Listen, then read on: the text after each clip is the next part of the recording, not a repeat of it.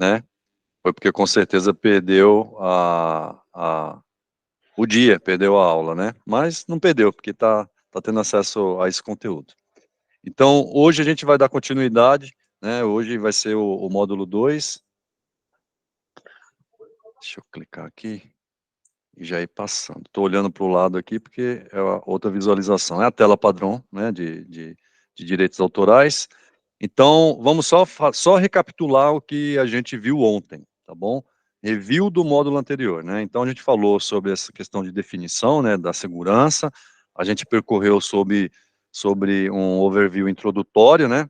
Falando lá do início da humanidade, né? Independente se é a teoria do Big Bang ou, né, quando Adão e Eva veio aqui né, foi inserido aqui no planeta Terra, enfim, né? E a evolução, né, o registro histórico de diversos momentos, né, na humanidade, falando da questão da antiga Babilônia, falando da muralha da China, enfim. E também a origem dos serviços, né, quando fala de serviço de proteção e investigação, o Alan Pinkerton, né, então dali vai discorrendo, vai percorrendo transporte de valores pela Brinks também, já naquela época, né.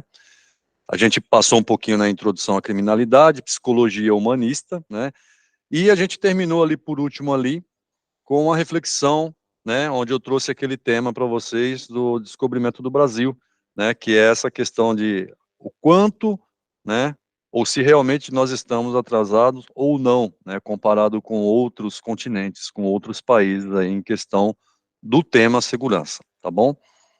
Fiz uma recomendação e, por último, mostrei os pilares da segurança, né, que são recursos humanos, tecnologias e processos e procedimentos, tá bom? Então, eu vou voltar, né? Não é que eu vou voltar, eu vou apresentar aquele mesmo slide de ontem, quando eu falei dessa questão do descobrimento do Brasil, tá? Uma coisa que eu não quero em momento algum é causar confusão na mente de vocês, né? Mas é como eu disse, o que a gente aprende na escola é que quem descobriu o Brasil foi Pedro Álvares Cabral, em 1500, né? Mas existem relatos, existem registros, e ontem eu falei justamente daquele acordo, né, o Tratado de Tordesilhas, o Acordo de Tordesilhas, tá? E eu trouxe, né, eu terminei inserindo esse slide aqui, só para ficar claro o porquê desse Tratado de Tordesilhas, né, o que isso refletiu na história, né, principalmente aqui do Brasil. Então, esse Tratado de Tordesilhas foi um acordo que eles fizeram, tá? Tanto Portugal quanto a Espanha, né? Eles fizeram um acordo entre eles falando e mostrando e deixando claro que a divisão era assim, que tudo que fosse território lá do oceano pertenceria a Portugal, qualquer descoberta. E tudo que fosse terras, sem ter, né, o oceano cruzando, seria pertencente à Espanha, tá? E vocês podem notar aí, ó, que quando foi 6 anos antes do descobrimento do Brasil, já existia esse tratado, esse acordo de Tordesilhas, tá bom? E a divisão, para ficar clara, é essa aqui, ó, só para a gente meio se situar no mapa. Lá em cima, lá está a Espanha, tá? Só que beirando o Oceano Atlântico Norte ali, tem Portugal. Então, Portugal, ele tá desse lado aqui do mar. E a Espanha não, a Espanha tá para dentro, tá? Então, são países ali vizinhos, tá? Então, olha o percurso que foi, né, percorrido, tá? De lá até aqui, né, no Brasil. E a divisão foi justamente essa aqui, ó, para ficar bem claro, né? Então, tudo que era Oceano Atlântico, tudo que era mar, já pertenceria a Portugal. E o outro pertenceria à Espanha, certo? Porque aqui nós temos outros países aqui, Uruguai, Chile, Argentina, ok? Tá? Então, é por isso que eu falei, né, que sempre tem um ponto de interrogação, e para quem se debruça em cima dos registros históricos, né, do descobrimento do Brasil, sabe muito bem que quem chegou primeiramente no Brasil foi a Espanha, mas devido ao Tratado de Tordesilhas, todos os registros, todos os relatos, assim, cara, a gente já tinha feito um acordo 6 anos atrás, lá antes do descobrimento do Brasil, que tudo que for o lado aqui é meu, então todo o registro é falando de Portugal, tá bom? Só para deixar claro. Acontecimentos marcantes, tá? Então, eu coloquei já o título ali, ó, Divisão Militar da Guarda Real de Polícia, tá? Então, nesses 300 anos após o descobrimento do Brasil, né, que foi em 1500, aconteceram várias coisas no país, diversas coisas, tá? E as mais importantes foi a chegada dos franceses no território brasileiro, o início da escravização dos índios, quando a cidade de Salvador ela foi fundada como o primeiro governo geral do Brasil, chegada dos escravos vindo da África, tá? A elaboração da Carta Régia dando liberdade e garantia aos índios. Essa parte dos holandeses que atacaram Pernambuco, né, se estabeleceram por lá, eu me recordo claramente não porque eu sou daquela época, né? Eu me recordo claramente que foram 24 anos, né, que os holandeses tomaram conta do Pernambuco. Então, a gente vê lá no mapinha lá que Pernambuco é uma fatia. Eu falo isso porque eu nasci no Pernambuco, eu sou pernambucano, tá?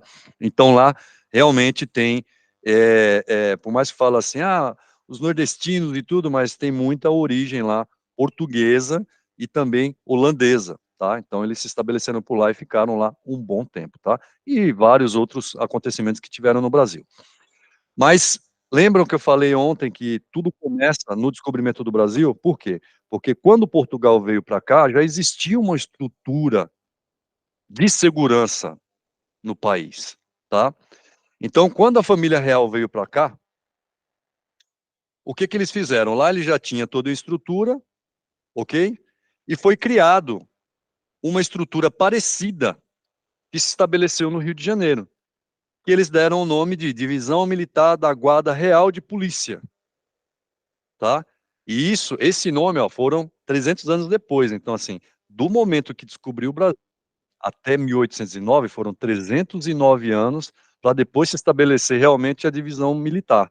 Por quê? Porque veio França, veio Holanda, veio vários outros países e foram, né, e foram formando essas sociedades, né, culturas diferentes, linguajar diferentes, enfim, várias situações. Mas naquela época lá, o engraçado é o nome, né? Quadrilheiros, né? Porque hoje, quando a gente escuta o termo de falar assim, é uma quadrilha, então você já joga, já imagina já algo não tão bom assim. Uma quadrilha não é uma coisa muito boa, né? Mas na época tinha os quadrilheiros, que eram as pessoas que faziam a segurança pública naquela época, tá bom? E neste momento, né, que o Portugal estava aqui, já existia lá, veio a divisão, tá? Mas anterior à divisão, né, ou naquele momento de transição, eles eram os quadrilheiros no Rio de Janeiro, eles eram responsáveis por manter a ordem, né, proporcionar segurança de 75 ruas no Rio de Janeiro. Era somente 75 ruas, né? Porque naquela época era a época onde estava formando a sociedade, formando os bairros, né? Uma coisa engraçada é que quando eu era, né, depois que eu vim aqui para São Paulo, aí quando eu escutava minha mãe e meu pai conversando, eles falavam assim, o arruado, né? No Pernambuco, os bairros lá, não é os bairros, tá? São chamados de arruado, para quem é muito antigo, né? Não fala o bairro, o bairro tal, não, é o arruado. Que arruado que é esse? É o arruado. Então é um conjunto de casas que normalmente lá, dependendo, né, a distância, quando é bem longe mesmo de Recife e tal, né, que foi realmente de onde eu vim, então tem lá um local com um conjunto de umas 15, 20 casas, né, não uma do ladinho da outra, mas tudo separadinho assim, né, então o nome daquilo ali é chamado de arruado, né, aí falou de quadrilheiro aí, eu lembrei do arruado lá, que era uma coisinha pequenininha, 75 ruas e alamedas no Rio de Janeiro, era uma coisa minúscula, né, comparado com hoje, pela quantidade de pessoas que existem, tá? E qual é a responsabilidade? Então vamos lá. A responsabilidade da divisão militar, né, em tese, seria de fazer o policiamento ostensivo, tá? E manter principalmente a ordem pública em toda a colônia, tá? E depois, é óbvio, né, no Reino do Brasil. Agora, uma coisa aqui a gente tem que imaginar, né, retroceder no tempo e imaginar que existia um linguajar diferente, uma cultura diferente, costumes diferentes. Até então, ninguém sabia como seria as transgressões, né? Por mais simples, né? Comparado hoje, né? Às vezes pessoas vão para o interior, né? A falar, vai passando no rádio, né? Na estação de rádio lá, fulano roubou o cavalo de não sei quem, aí roubou a galinha de não sei quem. Eu já tive já a oportunidade já, nas minhas férias, de ter ido para o Pernambuco e na estação de rádio que passa lá, por mais que nós estamos aqui no ano de 2020, né? Mas eu escutei isso lá e eu achei o máximo. Eu falei, nossa, é isso aqui que tem de criminalidade na cidade, pai? Porque, né, onde hoje os meus pais se aposentaram e eles decidiram voltar para lá, é desse jeito. A cidade é bem pequenininha, bem minúscula, tudo que acontece todo mundo sabe, né? E as transgressões que tem lá é coisas assim muito pequenas, né, comparado com o que a gente vive para cá, tá? Então, é bom voltar no tempo e imaginar como era tudo isso, né? E depois lá na frente a gente vai ver que naquela época, né, quem era, né, a origem da polícia, a divisão militar, era a pessoa que olhava, não tinha nada escrito a princípio. Você olhava, identificava o que a pessoa estava fazendo de transgressão. Ah, eu identifico, eu entendo que isso aqui não é correto para a sociedade. Eu mesmo pego, né, prendo, eu mesmo julgo, coloco lá preso em algum lugar e ponto. Então, nessa época não tinha essa questão da divisão judicante, né, com a questão realmente do trabalho polícia, tá? Que hoje existe bem essas divisões, justamente para não acontecer essa questão de você mesmo identificar, você mesmo punir, você mesmo julgar e você mesmo punir, tá bom? Isso é uma coisa que depois a gente vai falar um pouco mais à frente. E efetivamente eles concentravam, né, toda a atuação deles era no Rio de Janeiro, tá? E foi na época que transformou, né, ela foi transformada na capital da coroa portuguesa, naquele momento lá, tá bom? Denominações e variações, tá? Então, depois, né, da proclamação da República, aí foi acrescentado a designação militar, aquelas corporações que tinha na época. Por que aquelas corporações? Porque na época, quando veio a divisão, grupos iam meio que se especializando e fazendo algumas atividades correlacionadas, tá? A partir daí que a gente entende que ao percorrer da história, a evolução da sociedade, dos acontecimentos, que vai dando nome para militar, surgimento da Guarda Civil, né? E vai deixando um pouco mais claro a atuação que cada grupo tinha naquela época, tá bom? Então, quando foi em 1889, aí começou a ser conhecido como Corpo Militar de Polícia, né? Já não era mais divisão, era um Corpo Militar de Polícia. Em 1881, né, a partir da proclamação da Constituição Republicana, as antigas províncias, né, que são hoje o atual, os nossos estados, né, que antigamente era chamado de província, ele passou a ter mais autonomia e eles puderam se organizar, e depois a gente vai ver isso lá, um pouquinho mais na frente lá, né, principalmente quando fala da questão da polícia, deixa eu ver se tem aqui, da brigada, né, quando fala da brigada militar, porque tem um estado aqui no sul que ainda é brigada, eles não quiseram colocar o nome de polícia, tá? Então eles começaram a ter mais autonomia, eles foram organizando a melhor forma o seu efetivo ali de polícia, tá? Então, onde foi adotando, né, essas, essas nomenclaturas, né, esses nomes diferentes, batalhão de polícia, regime de segurança, a brigada militar, então foi aí que foi dando essas variações, tá? E a denominação polícia militar, realmente, ela foi padronizada em 1946, tá bom? Com a Constituição após o Estado Novo. Deixa eu já passar os três aqui, porque a gente já vou falando já. Uma coisa que eu comentei agora há pouco, né? Então, todos os estados, né, eles adotaram um termo, com exceção do Sul, Rio Grande do Sul, que até hoje mantém lá o nome de brigada militar, né? Então não é polícia militar, é a brigada militar, tá bom? E hoje, né, hoje atualmente, todas as polícias militares, elas respondem, né, são subordinadas ao governador de cada estado, né, que no caso aí é a mais alta autoridade administrativa quando se fala em segurança pública do seu estado, tá bom? E esse azulzinho aí é para linkar com um fato, né, que vocês vão entender, vai ficar bem claro que foi muito importante, principalmente para nós, tá? Que hoje somos profissionais da área da segurança privada, né? Da segurança privada, não vou falar da patrimonial, da segurança privada. Que quando foi em 1996, né, o governo federal ele colocou todas as polícias militares sob a coordenação do Exército Nacional, que foi justamente o período do regime militar. E tiveram outros acontecimentos fora esse, tá? Mas a partir daí era o Exército Nacional que tomava conta de tudo, que foi, né, aqueles anos que a gente viveu aqui no país, né, que teve aqui no país.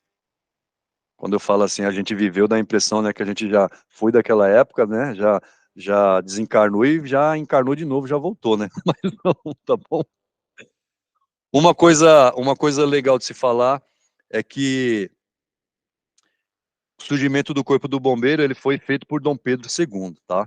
Que depois, um pouquinho mais na frente lá, a gente vai ver a carta de Dom Pedro I, ele se despedindo do país, né? E na história, fala que realmente naquele momento existia uma insatisfação muito grande, né? Contra o Império naquela época, o Dom Pedro I, né? É, alguns registros relatam que ele saiu, tá, hoje, né, atualmente não perdeu o impeachment, né, para não causar uma comoção maior aqui no país, né, uma confusão maior, e falam que ele foi para lá, que ele voltou para Portugal. E tem outros registros que falam que ele retornou para Portugal para assumir realmente a coroa definitiva dele, tá? Mas é como eu falei lá do descobrimento do Brasil, foi Espanha ou foi Portugal, né? Então cada um vai se debruçar em cima do mesmo material e cada um vai ter um entendimento, ou não vai ter um entendimento, vai ficar com um ponto de interrogação. Mas foi o Dom Pedro II, né, o filho de Dom Pedro I, que realmente foi o pai do Corpo de Bombeiro, tá? E naquela época, quando ele decretou que existia um corpo provisório de bombeiro da corte, né? É, o foco principal não era qualquer estabelecimento, qualquer residência, qualquer nada, né? O foco era, né, atender os arsenais de guerra, a parte da marinha, a repartição de obras públicas, né? E casa de correção, tá? Mas se tivesse qualquer um outro incidente igual hoje, existe aí, né, até hoje, nos dias atuais, o Corpo de Bombeiro não fazia nenhuma atuação, porque era somente limitado só ao que era interesse, né, na época do imperador Dom Pedro II, tá bom? Então a criação do Corpo de Bombeiro provisório, né, o Corpo Provisório de Bombeiro, então ele foi decretado em 1856, no dia 2 de julho. Então aqui, para quem tem a formação de bombeiro, né, fica claro que o pai dos bombeiros foi o Dom Pedro II, tá bom? Corpo de Bombeiro Militar. Na maioria dos estados, né? Então, o Corpo de Bombeiro, eles têm as unidades especializadas, que pertencem justamente a um quadro de polícia militar do estado, tá? Então, geralmente, né, os integrantes, primeiro eles ingressam lá na Polícia Militar, para depois, após o treinamento, questão de análise de perfil e de tudo, né, ele pode estar realizando a função de bombeiro, tá? E fica claro aqui, ó, né, que os estados tipo Rio de Janeiro, Alagoas e Brasília, né, o Corpo de Bombeiro é uma instituição separada, né, ela não está junto com a Polícia Militar, ela é totalmente apartada, tá? Então, com os quadros próprios e escola de formação de praças e oficiais deles, tá? Não faz parte aí da Polícia Militar. Então, tem essa divisão, porque o governo tem a autonomia de fazer, né, essa distribuição e essa separação da forma que ele melhor entende. Fica claro lá, até mesmo questão do Rio Grande do Sul, que até hoje eles mantêm o nome de brigada, tá? Não são obrigados, porque a maioria dos estados, né, junto com o Distrito Federal, é, adotem a mesma coisa que a maioria dos governadores estão adotando. Então, todos eles têm a sua autonomia. Predecessora, né, o que antecedeu a Guarda Municipal, tá? Então, a primeira instituição policial paga na época, tá, pelo responsável, né, pelo erário, né, pelo responsável, foi o Regimento da Cavalaria Regular na Capitania de Minas Gerais, tá bom? E essa cavalaria aqui foi justamente onde o Tiradentes ele se alistou e ele teve um crescimento, né? Um crescimento profissional lá dentro, né? Ele alcançou outras patentes, tá? E a gente sabe, né, que pelo menos o que eu aprendi na escola, talvez não foi a mesma teoria que vocês, que o Tiradentes foi um traidor, né? Tá bom? É, e é bom a gente se debruçar e tentar entender, né, o que, que é realmente um traidor, né? Por que, que eu sou um traidor? Por que, que aquela pessoa era um traidor, né? Então, isso é bom, né, num momento mais propício, resgatar, tentar entender toda a história, né, o porquê dos acontecimentos, por que que nós temos os registros que hoje, né, hoje não, né, antigamente era imposto para nós e hoje a gente tem acesso a outros materiais, a outros conteúdos que vai dando um foco, uma outra tonalidade diferente do que a gente entendeu do que era registro verdadeiro dos acontecimentos, né? Então esse regimento ele tinha a função de proteger o dinheiro e todo o ouro explorado, né? Retirado lá das mineradoras de Minas Gerais, tá? Que pertencia diretamente à coroa portuguesa. Então o Tiradentes, ó, ele se alistou em 1780, tá bom? E quando foi um ano depois, no regimento da cavalaria, tá? É, depois de algum tempo ele foi nomeado como comandante, né? Ele teve um destaque ali dentro ali, né? Destacamento dos Dragões na patrulha do Caminho Novo. Essa patrulha do Caminho Novo, o que que era? Era o percurso que tinha, onde eles extraíam o ouro de Minas Gerais, né? Até a parte litorânea de São Paulo. Então era um trajeto que tinha de Minas até São Paulo, aonde eles proporcionavam segurança, tá? Nesse carregamento, nesse transporte, nesse deslocamento de um estado para o outro, ok? Então é por isso que é chamado de Caminho Novo. Pronto, aí, ó.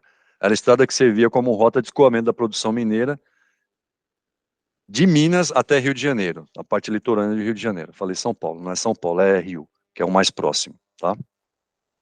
Então essa corporação é considerada a predecessora da Guarda Municipal, tá?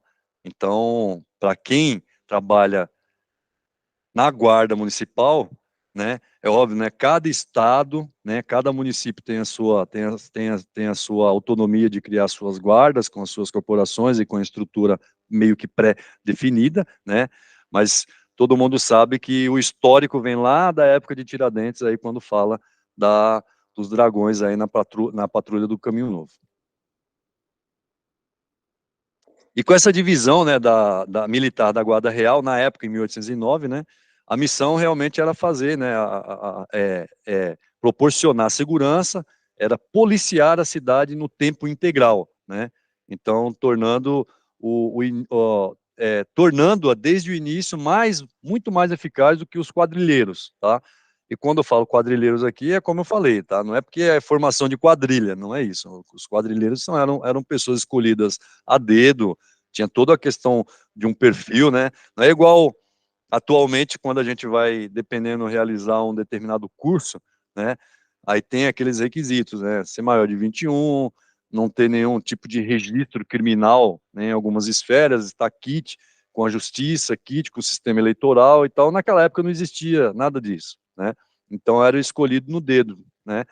O, do histórico da reputação que você tinha perante a sociedade, né, do seu perfil e tudo, tá bom? Então, os quadrilheiros na época não eram os defensores, né, normalmente, aí, ó, escolhidos pelas autoridades locais das vilas do Brasil colônia, tá?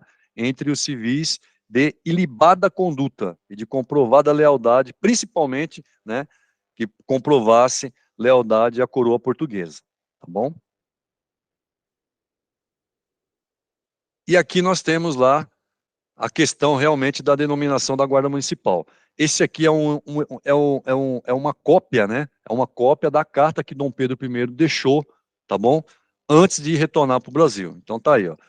Ao abdicar o trono, Dom Pedro I deixa seu filho encarregado do destino do país e voltou a Portugal para concorrer à coroa portuguesa, tá?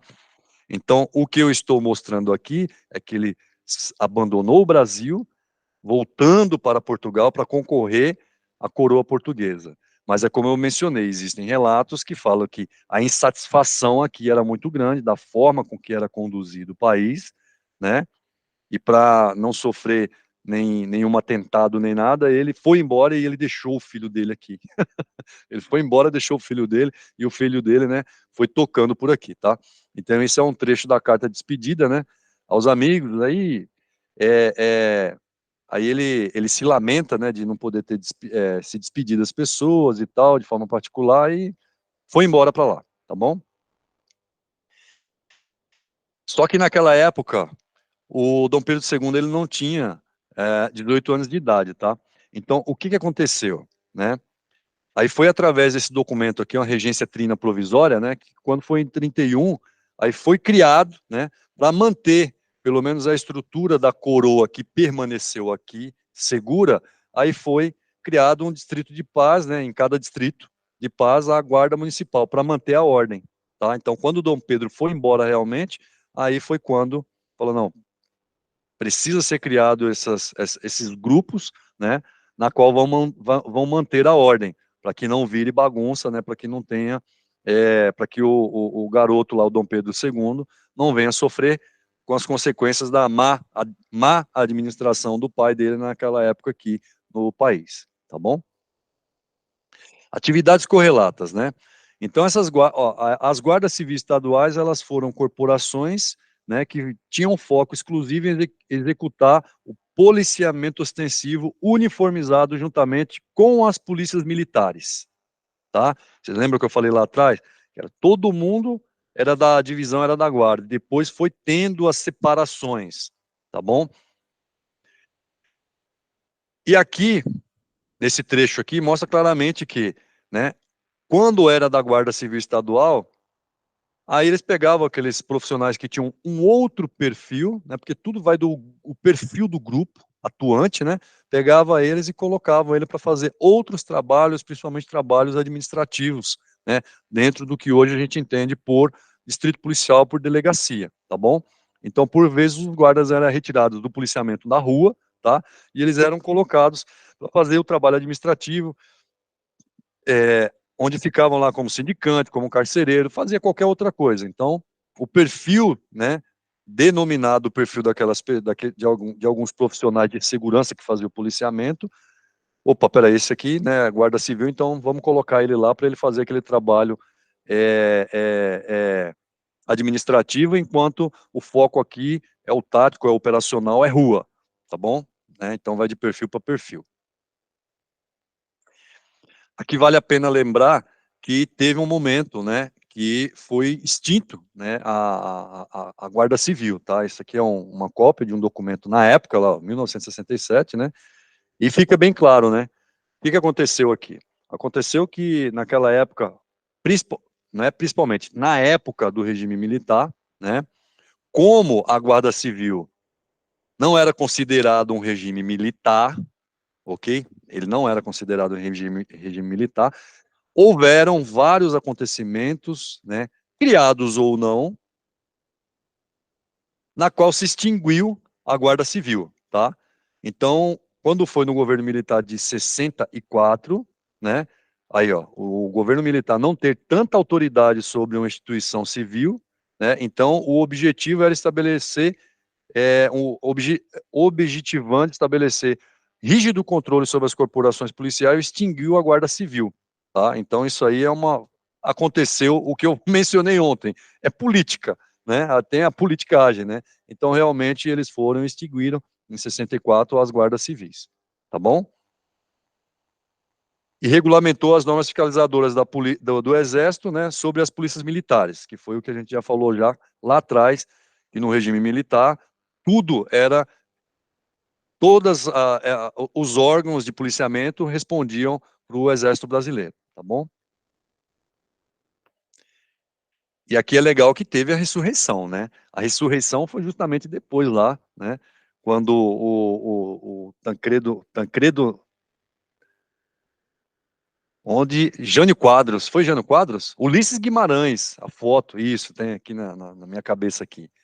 Ulisses Guimarães, né, tem um registro lá, ele levantando a Constituinte de 88. Então, ali, né, no artigo 144, né, tá aqui, a Constituição Federal de 88, no artigo 144, onde trata de segurança pública, né, de órgãos de manutenção e prevenção, né, dos seus órgãos, ortogou aos municípios a faculdade, tá, era opcional, tá, a faculdade de constituir um órgão de segurança para a proteção de bens, serviços e instalações, conforme dispuser a lei in verbis, né.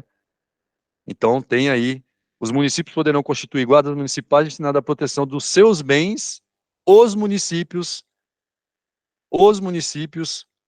eles poderiam, tá, prover de guardas municipais para tomar conta dos seus bens. Então, quando a gente fala de seus bens, os serviços e instalações, conforme dispuser a lei. Então, entende-se, tá, que foi realmente em 88, que é a nossa lei pedra aí, né, que é a nossa constituinte, de 88 para cá, então ficou facultativo dos municípios eles criarem as suas guardas municipais. Então, entendemos que após o período do regime militar, houve, né, a ressurreição, o ressurgimento da possibilidade da guarda municipal, que a maioria dos estados, unanimemente, já foi e já retomou, né, com aquele efetivo que foi elaborando, né, e retomou com o efetivo, tá? Origem da Polícia Civil.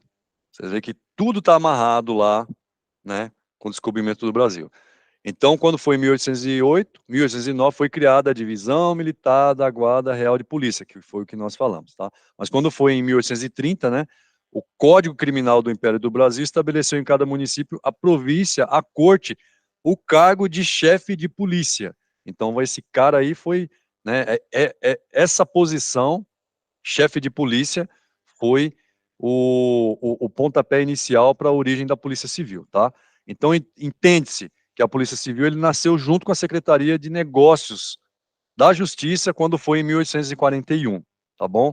Então, depois disso que surgiu o cargo de delegado de polícia, através de uma lei, tá? 261 de 3 de outubro de 41, 1841, tá? Então, aí houve, né, a criação do delegado de polícia, tá? E nessa fotinha aqui, que não é uma foto antiga, né, que não é uma foto de época, é uma foto atual, é só para mostrar, né, que houve realmente, né, no período imperial, em 71, criou, né, essa questão do inquérito policial, onde ele separava essa função do que eu mencionei lá atrás, né, a função do judicar, né, da policial. Então teve essa separação da função judicante da policial, tá? Então ele estabeleceu uma linha divisória entre a justiça, que é como eu falei, lá atrás eu olhava, eu analisava, eu interpretava da forma com que eu entendia, eu julgava, prendia e julgava, eu fazia tudo. E aqui, né, quando foi em 71, com a criação do inquérito policial, falou, opa, peraí, vocês vão fazer o trabalho ostensivo, vocês vão fazer o trabalho que você tem de fazer, que é o que a gente entende hoje que a polícia tem que fazer, né? Passa por um treinamento.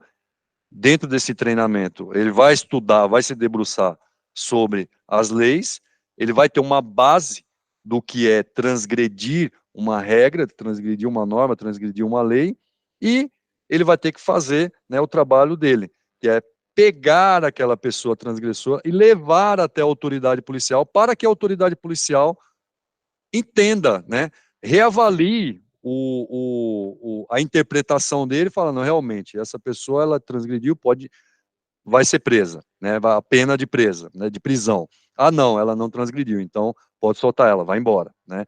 Então, é onde teve essas divisões. Então, isso é bom porque dá um equilíbrio, né, em questão em questão de justiça, né. Mas só também que a gente vê que abre margem para várias coisas, né? Hoje, quando a gente se depara com alguns acontecimentos na televisão, principalmente quando é muita questão de atropelamento e o condutor, o motorista, ele estava embriagado, tem uns que liberam, tem outros que já fazem a interpretação, fala não, ele assumiu a responsabilidade, então teve dolo, né? O outro não é culposo, ele não tinha a intenção de matar ninguém, então tudo vai da interpretação. Então, hoje, por mais que a gente tenha as regras, né? Mas nós temos entendimentos diferentes. Então, cada ser humano ele consegue seguir por um viés, né? E esse viés, a maioria das vezes, pode ser o conveniente para ele, né? Ou pode ser conveniente para quem está na frente dele, né? Então eu não quero entrar nessa ciranda não, mas nós sabemos que hoje as nossas regras são interpretáveis. Tem coisas que estão bem claras, não tem para onde correr, mas sempre tem, né, um viés, sempre tem um cantinho ali na qual ele pode fazer levantar a bandeirinha do ponto de exclamação, né? E possivelmente gerar dúvida na cabeça da maioria das pessoas, tá? E com a proclamação da República de 89, o serviço da polícia passou a ser regulamentado por leis estaduais, sendo que em 1902, né, o presidente da República, Rodrigo Alves, naquela época, reformou o serviço policial, denominando Polícia Civil do Distrito Federal, tá? Então, na construção do Distrito Federal de Brasília, muita coisa mudou, né? Muita coisa mudou. É o que a gente vai abordar um pouco mais ali na frente, ali quando a gente for falar de IPF. E quando foi em 1905, né, em 7 de novembro, o Jorge Tibiriçá, que era o presidente da época, né, ele deu início à tão sonhada reivindicação na época, criando a Polícia Civil de Carreira, que até hoje é o nome que se carrega, Polícia Civil de Carreira. Tá? Isso em 1905. Né?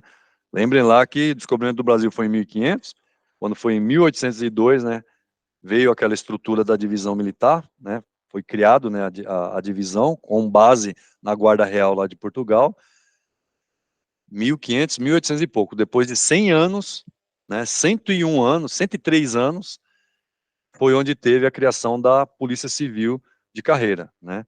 Então, olha quanto tempo foi percorrido, quantas coisas aconteceram, quanto que a sociedade mudou, né?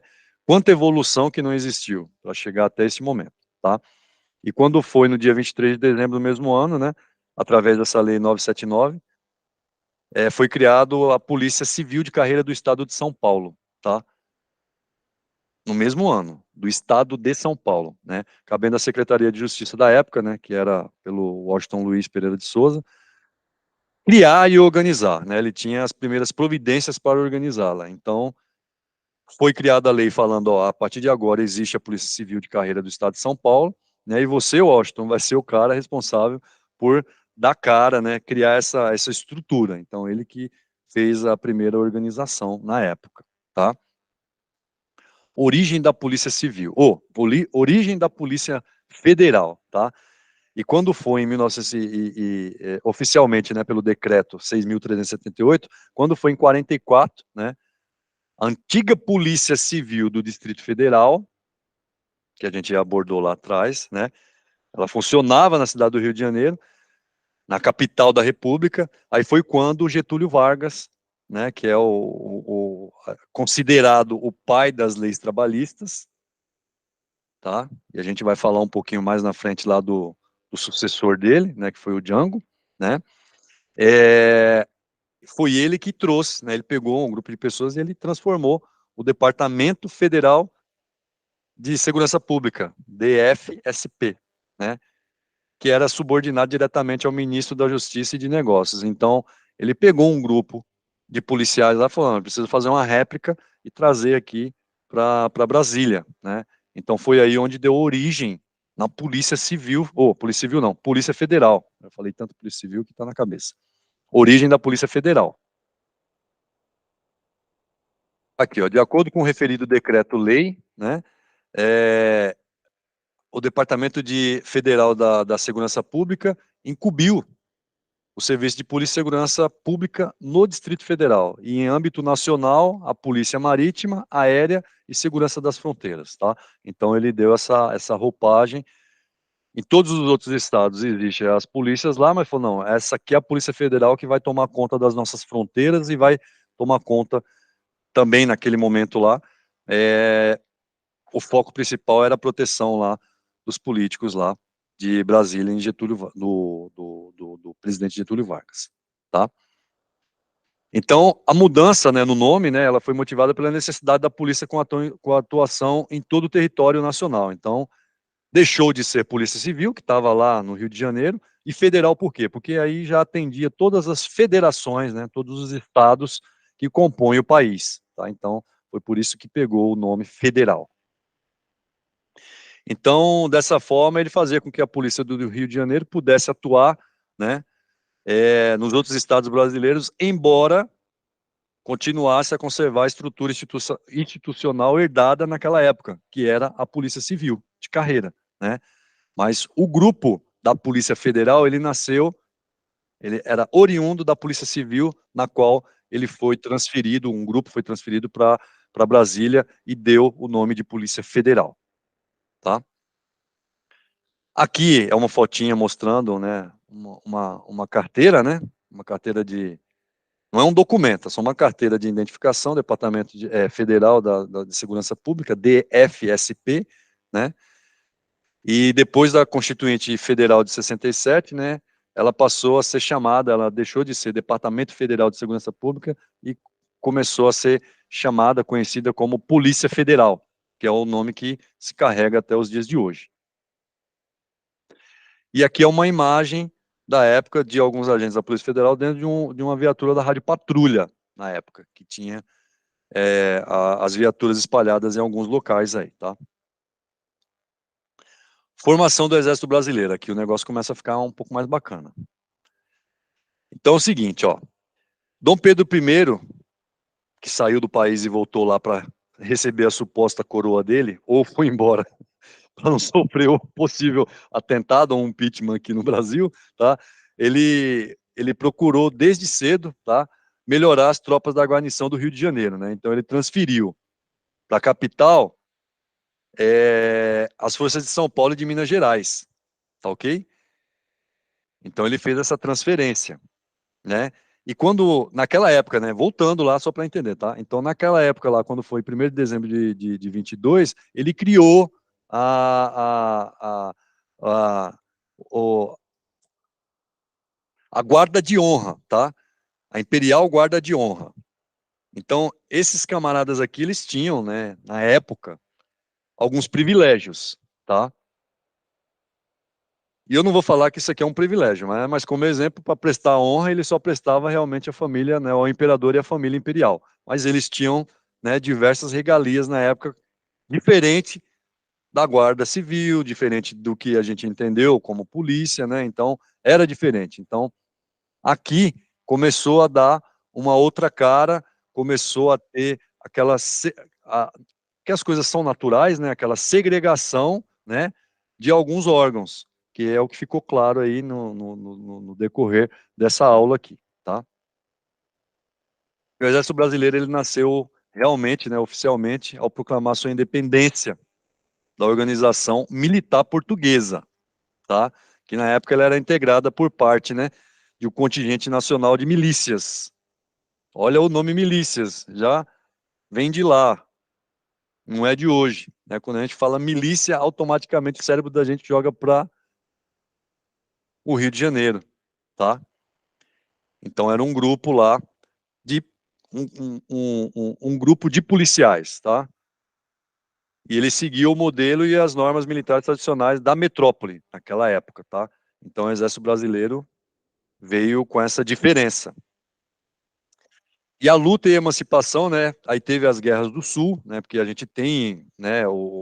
Dentro dos nossos registros, dentro da história, existe um período de muita guerra, né? Dessa questão da emancipação entre os estados, né? Um querendo tomar conta do outro, ser independente do país, né? Do Brasil, né? Queria ter, né? A sua estrutura própria, né? Então essas lutas pela emancipação e as guerras no Sul, né? Então exigiu desde o início, né? Que a força militar tivesse uma moral elevada, que tivesse um bom adestramento. Aqui é diferente, né? naquela época, né, que tava essas guerras, o perfil de quem está lá no front não é um policial. Ali é uma questão de você tomar mesmo, né? É uma questão de você ir para cima, é uma questão de vida ou morte. Então, é sangue no olho. Então, o foco, o perfil, né, do ser humano para essa instituição, ele é diferente de tudo. Ele não está para manter a ordem, ele está lá para atacar. Se for para, né, realizar uma baixa, vai realizar uma baixa. Simples assim, né? Então foi aí que dá faz uma segregação natural das coisas, né? Então esse grupo era um grupo diferente, tá? Então era uma motivação patriótica, né? Então era o Brasil acima de tudo, não estava se portando com muita coisa não, tá? A ideologia realmente era essa questão da liberdade, tá? Independente da circunstância. Regime militar. A gente vai se aproximando aqui, tá? Então, o que a gente entende como, o que a gente fala de regime militar, tem algumas pessoas que falam ditadura militar, né? Ditadura militar. Soa um pouco estranho, né?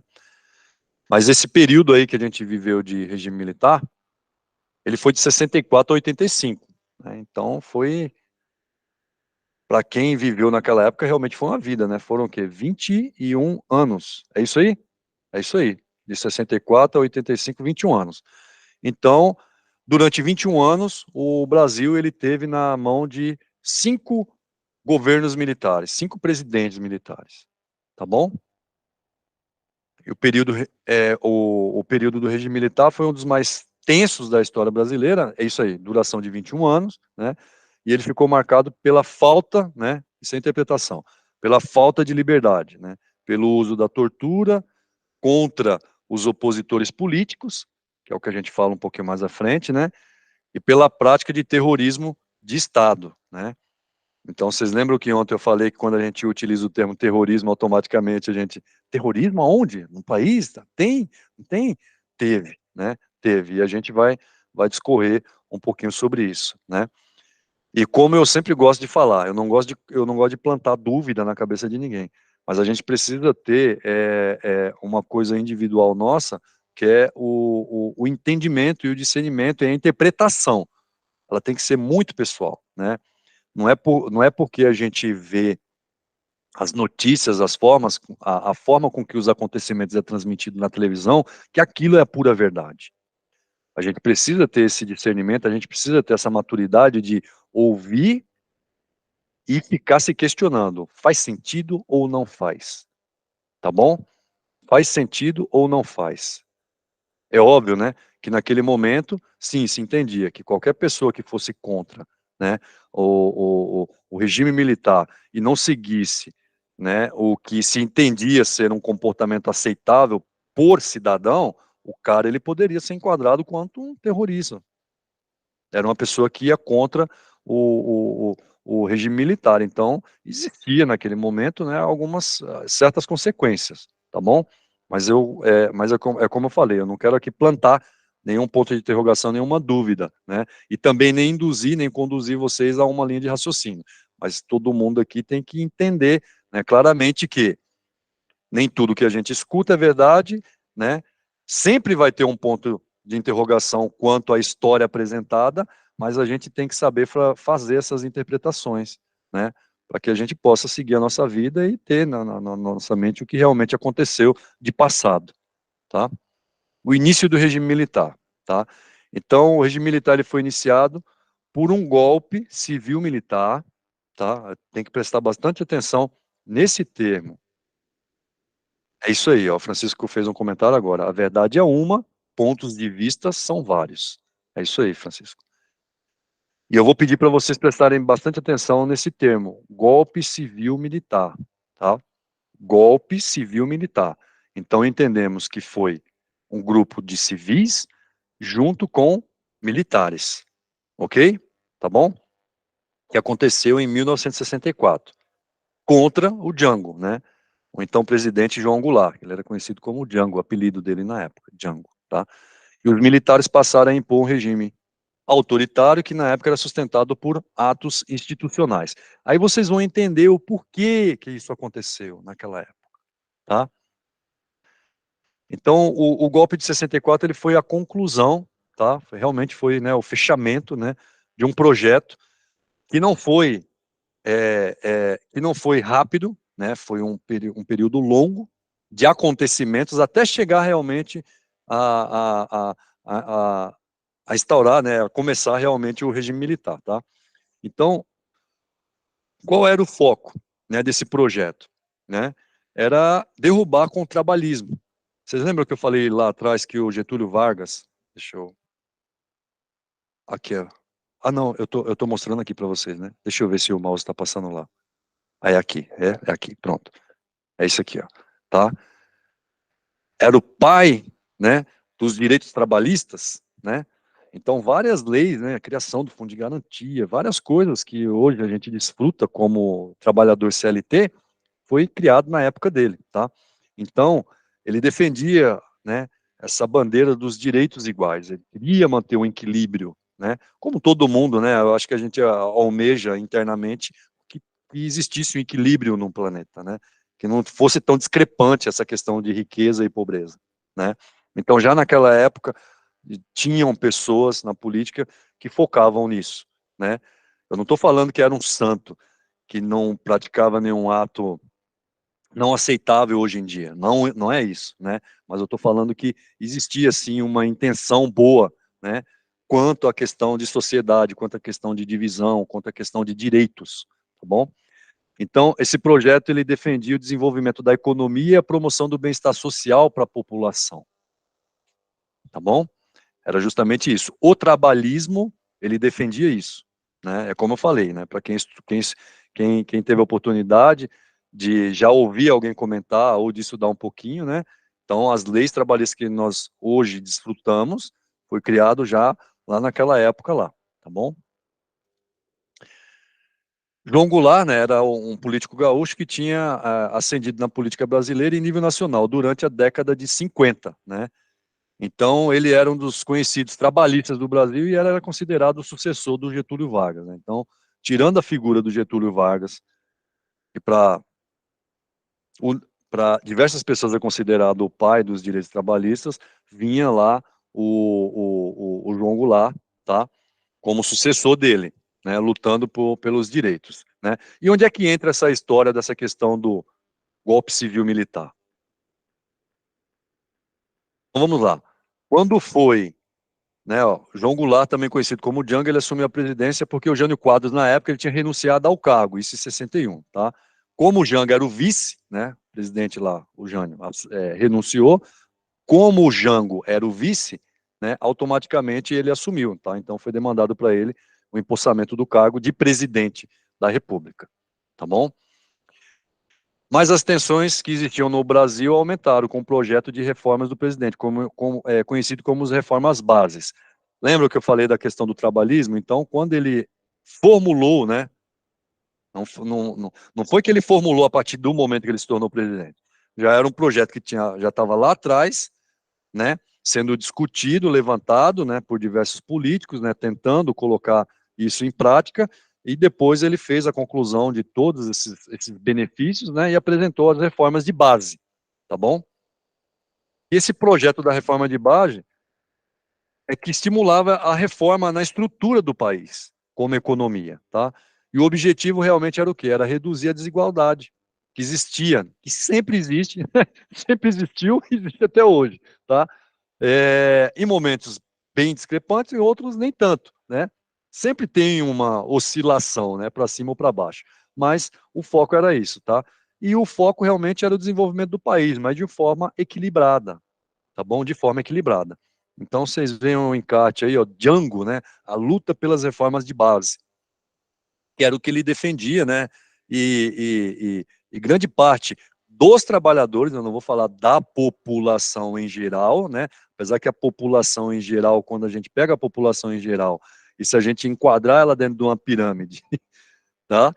De, de condição sociopolítica e econômica, aí a gente vê, né? Que existe um grupo que está ali no topo, né? Então, a maioria estava a favor dele, mas tinha um grupo, né?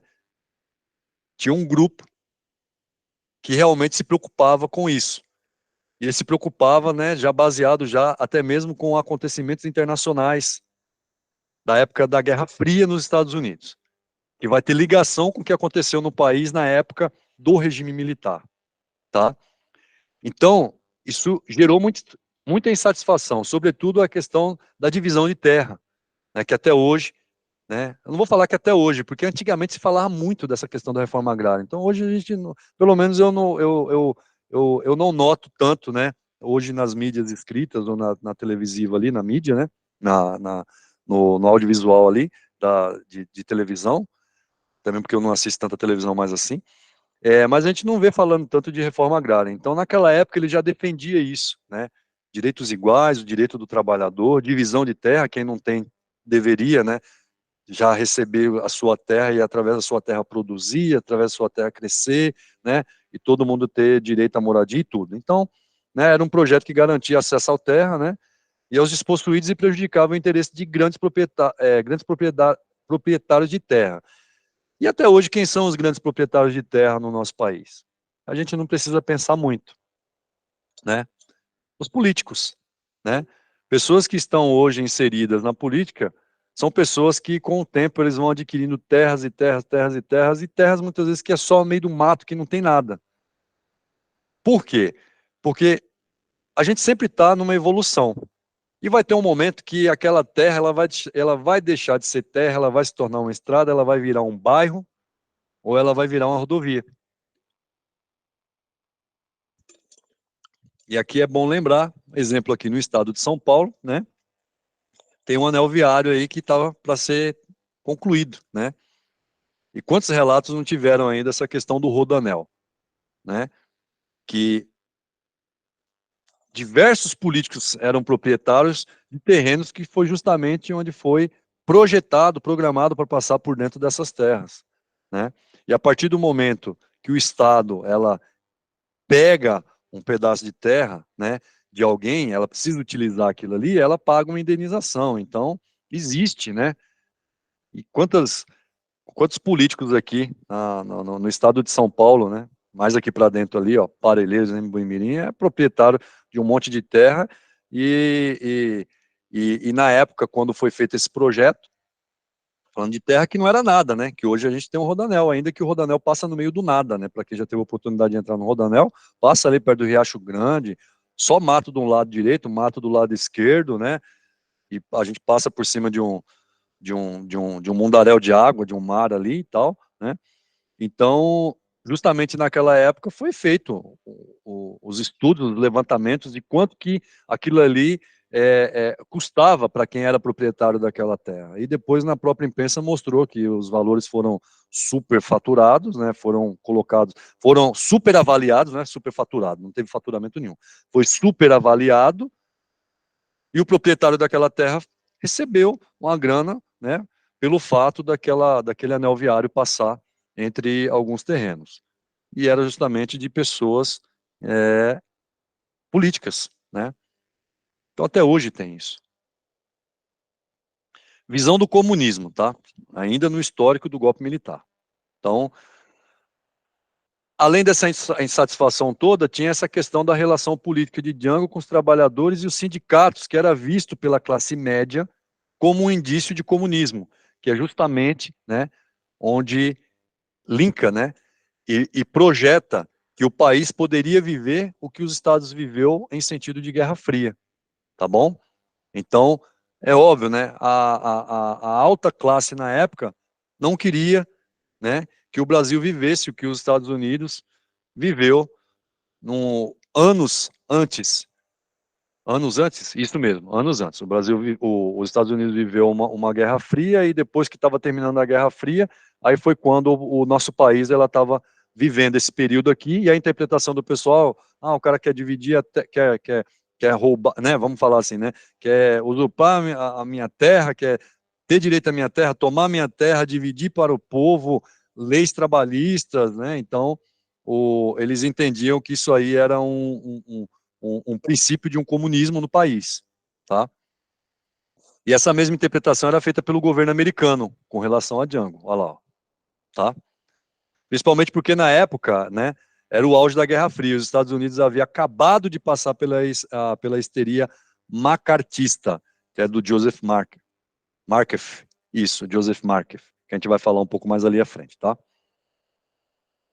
Então, só relembrando, tá? A Guerra Fria. Passada a Segunda Guerra Mundial, que foi de 1939 a 45, o jogo político internacional ficava polarizado, né? Esse polarizado é dividido, né? Entre as nações comunistas, né? Entre as pessoas que se identificavam com o comunismo e outros grupos que se identificavam com o capitalismo, tá? Então aí tem, né? A bandeira dos Estados Unidos, que na época a União Soviética, a antiga, extinta União Soviética, tá?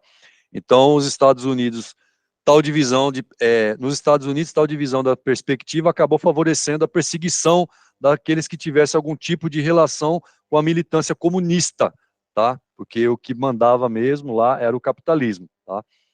Pronto, Joseph Raymond McCarthy, eu acho que é isso, McCarthy. Joseph Raymond McCarthy.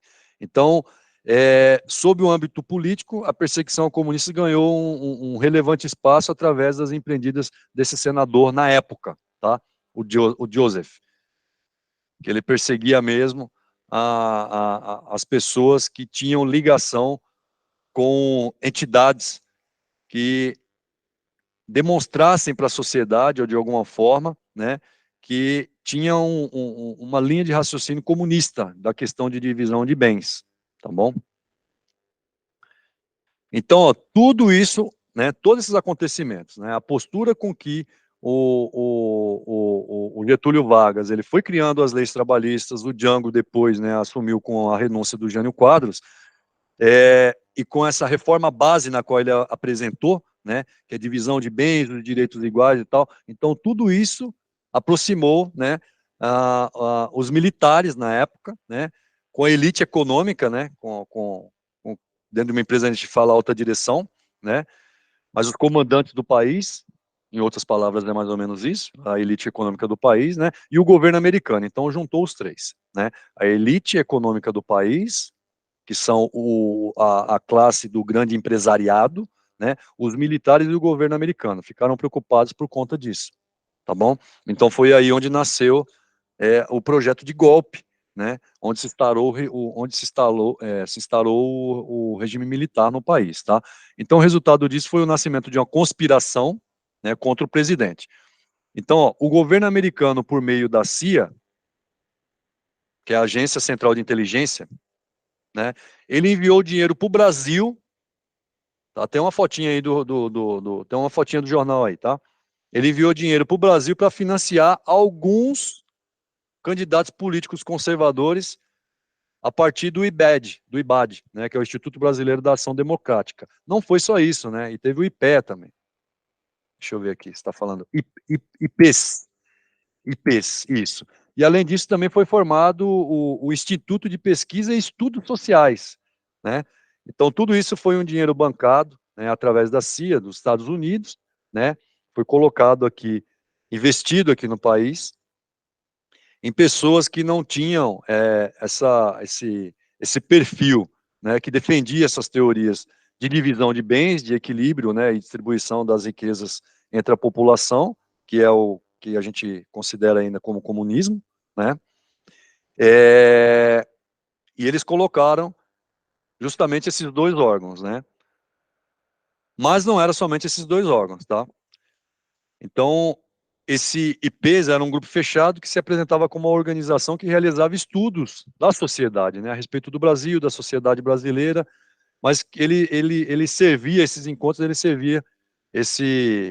o IPES, ele servia de encontro, né, era o ponto de encontro secreto entre os militares, desculpa, o alto empresariado no Brasil, né, que se reuniram ali, né, sendo bancado por investimento estrangeiro para derrubar o Django, né?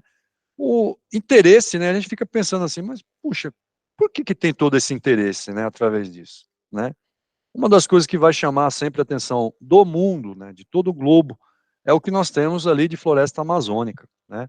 Então, sim, qualquer país tem interesse no Brasil, porque o nosso país, por mais que a gente fale assim, e o Brasil, né? Muita gente que reclama do Brasil, tá? E o Brasil isso, e o Brasil aquilo, mas no nosso país, gente, eu não vou, como é que eu posso falar? Todo estrangeiro, quando vem para cá, ele fica de queixo caído com o Brasil, falando que é uma maravilha o país. Um país ensolarado, tem alimento, tem mata, tem mar. A nossa cultura, o nosso jeito é um jeito bem receptivo, né? Além disso, das riquezas minerais, das riquezas naturais que o país oferece. Então, qualquer país tem interesse em fazer um investimento aqui, em troca, né? Poder extrair, poder estudar, ou até mesmo poder se apossar de alguma coisa, né? Então, existe interesse, né? Por que que tem interesse? Existe interesse por conta de toda essa riqueza natural que o país detém, né? Hoje a gente está sentado em cima de um pote de ouro, comparado com outros países aí que não tem nada. Questão de alimentação, agricultura, né? Grande parte dos alimentos que existem, né? Que existem não, que chegam em alguns países, é provindo daqui, sai aqui do país, né? Então, é um país rico. Então, todos têm interesse em querer ajudar o Brasil de alguma forma, né? No fundo, a gente não sabe como são as negociações em salas fechadas, né? Mata Atlântica, né? Só que aí a questão da Mata Atlântica fica uma coisa clara, né? Porque se vai derrubar a Mata Atlântica, se vai permitir que continue o desmatamento, né? Essa questão da queima das reservas naturais, isso aí vai afetar de alguma forma o globo. Então aí vai ter intervenção de qualquer país que esteja em qualquer continente, né?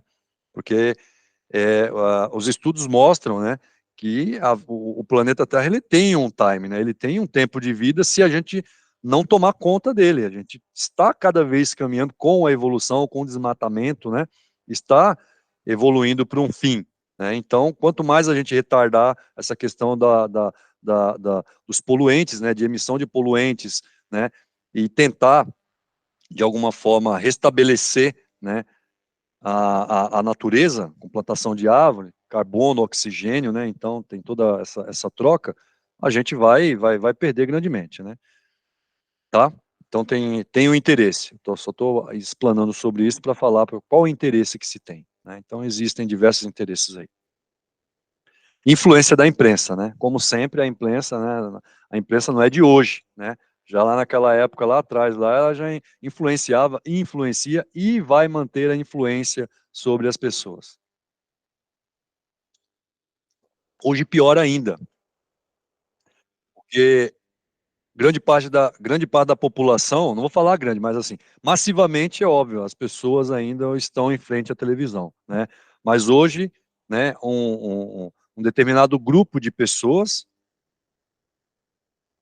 absorve informação daqui, ó, né? E aqui tem muita fake news, tem muita coisa, né? Então a gente tem que saber filtrar, né? O que a gente consome, né? Quando eu falo o consumo é o consumo escutar, o consumo ler, né? Escutar e ler. Então tem essa questão aí, tá?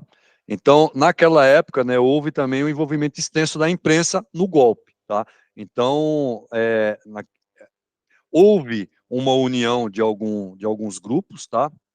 Por meio da Rede de Democracia, que era uma associação de grandes jornais no Brasil, que se uniram com o objetivo também de tecer, né, de criar, né, de instaurar críticas no governo, tá? Para promover o desmoronamento do Django, tá bom? Então, isso é uma coisa, como eu falei, né? A imprensa sempre teve e sempre vai ter uma grande influência em um determinado grupo de pessoas. Não é todo mundo, né? Em um determinado grupo de pessoas. E ele contou naquela época, né, com o envolvimento dos os três maiores jornais que tinham no Brasil, que o Globo, né, o Jornal do Brasil, né, e o Diários Associados, que era um conglomerado de pequenos jornais que formava o diário de associados, né? Então ele ramificava mesmo e se espalhava aí por todo o país, tá? Então houve, né, uma grande participação também na imprensa nessa questão de influenciar a população a se voltar contra o Django, tá? Reta final para o golpe, tá? E quando foi em 31 de março de 64, os militares da 4ª Região de Juiz de Fora, Minas Gerais, iniciaram a rebelião contra o governo, tá? Sob a liderança do Olímpio Mourão Filho. Então, naquela época, não houve nenhum tipo de resposta do governo, porque o Django não estava no país, ok? E a rebelião aumentou. É isso aí. A rebelião aumentou, tá? Essa rebelião militar, chegando até o Rio de Janeiro e Brasília. E quando foi em 2 de abril de 64, senadores, por meio de uma sessão extraordinária, liderada por Auro de Moura, eles consolidaram o golpe e declararam que a presidência do país estava vaga, porque não teve uma resposta do nosso presidente, do governo federal, porque ele não estava no país, né? Então vamos voltar um pouquinho aqui, é questão de interpretação, né? Tudo é uma jogada pelas condições e o cenário atual. Em 64 a gente não tinha pelo menos aqui no Brasil ainda não tinha o advento da internet, vamos falar assim. Não tinha essa comunicação rápida que a gente tem hoje, né? Exemplo, 11 de setembro, quando teve o atentado 11 de setembro, na hora que estava acontecendo lá, eu trabalhava no plantão noturno, isso. E a minha esposa me acordou. Olha o que está passando na televisão. Eu sentei na cama e eu estava vendo imagens ao vivo, né? Em 64 não era desse jeito, né? Então, o que acontecia no Brasil e o que acontecia em outros países, existia um time, existia um delay, né? Existia um tempo até essa informação chegar aqui. Hoje em dia, não. Hoje em dia, qualquer coisa na palma da mão é questão de, né, milésimos de segundos, de minutos, já está já espalhado em tudo que é canto. Mas naquela época não tinha, né? Então, se aproveita de um cenário, de uma situação, de uma ausência temporária, né? E se cria essa rebelião. É óbvio, como ele estava ausente do país, logo ele não iria responder. Então, pela falta de ausência, pela falta de resposta, pela falta de ausência não, pela falta de resposta, né, eles declararam que a presidência do país estava vaga, tá? Isso concluiu o golpe que derrubou o João Goulart e instaurou temporariamente, né, o Ranieri Mazzilli. Esse Ranieri Mazzilli está em vários momentos da história e depois a gente percorre um pouquinho ali na frente ali, tá? Mas esse camarada ele queria porque queria ser de qualquer forma o presidente do país, tá? Então, temporariamente o Ranieri Mazzilli como presidente do Brasil. Mas quando foi dia 9 de abril, o primeiro presidente militar da ditadura foi nomeado, que foi o general Humberto Castelo Branco, tá? E vocês podem ver do ladinho aí que tem um ato do Poder Legislativo, que é o ato institucional, que é conhecido como os AIs, que recentemente aí, né, com essa troca da presidência, a gente ouviu falar, né, foi mencionado aí na televisão sobre o AI, né, o ato institucional, tá bom? Então, os militares também outorgaram o primeiro ato institucional que impunha as primeiras medidas autoritárias da ditadura, tá? Então, esse aqui foram os 5 presidentes militares que eu tinha mencionado no início dessa aula para vocês, né? O primeiro foi o Humberto Castelo Branco, né? Depois Arthur Costa e Silva, Emílio Médici, né? O Ernesto Geisel e o João Figueiredo, né? Que foi o último presidente militar que a gente teve, que foi em 85, né? Então, lembrando que quando foi em 88, a gente teve, né, a nossa Constituição, né, apresentada aí para toda a sociedade, né? 3 anos depois do final ali do João Figueiredo, tá? Então, a legislação jurídica do Brasil, ela foi imposta, né, por meio de atos institucionais, que foi o que a gente viu ali agora há pouco, tá? Decretos com poder de lei que permitem aos militares atuar de maneira autoritária, né? Talvez a gente possa mudar esse nome de autoritário para flexível do entendimento da organização, né? Tá? Literatura censurada. Aí a gente vai vendo vários acontecimentos, tá? Mas os principais, né? Ao longo da ditadura, né, foram outorgados, né, apresentados, né, 17 atos institucionais, mas o mais famoso deles foi o ato institucional número 5, tá?